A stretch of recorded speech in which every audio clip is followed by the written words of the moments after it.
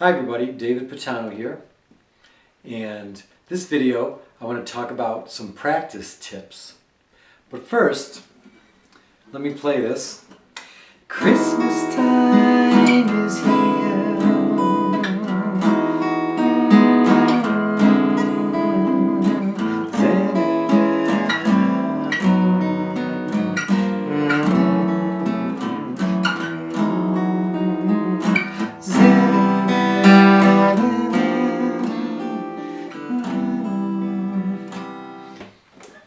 In the video earlier that I made about details about the site, I started out the video with that little short piece and I called the song It's Christmas Time, but I was mistaken.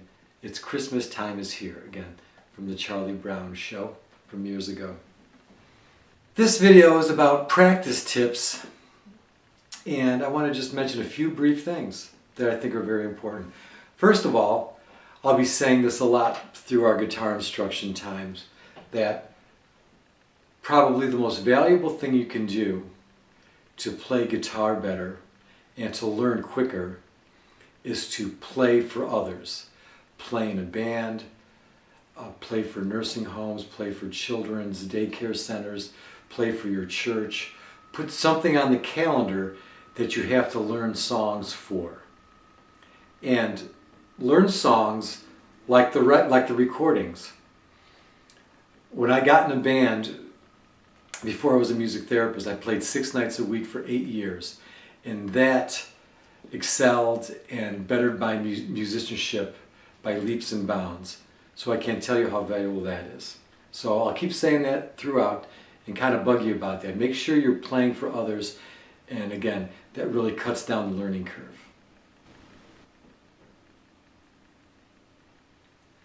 Next, regarding practice, if you've been playing guitar a while, probably the muscle memory in your hand is pretty good and your hand doesn't get sore anymore. But if you're starting out playing, especially an acoustic guitar, your fingers are going to hurt, your hand is going to hurt. Don't insist on trying to play for a half an hour or an hour at a time.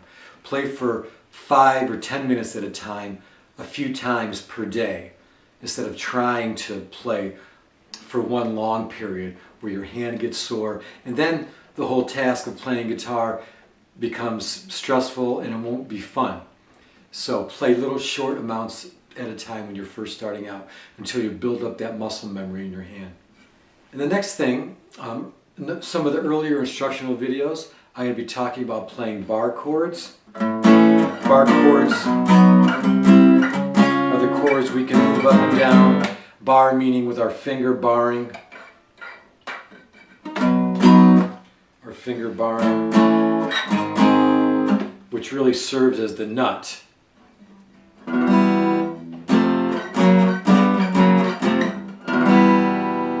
And when you're starting out playing bar chords is very difficult, again, because you don't have that muscle memory. So what I suggest is when I give us a chord form that is a bar chord, practice higher on the neck.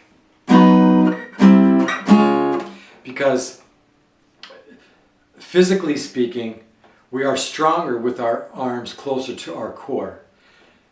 An example I use is if I wanted you to hold a bowling ball and I had you hold it out, extend it out as far as you can, you wouldn't be able to hold it as long as you could if you had the bowling ball held closer to your body, where you can call on your core to help you with strength. So when you're practicing bar chords, practice them higher on the neck. Not only that, the frets are closer together, so they're easier to place your fingers where they need to be and not so spread out.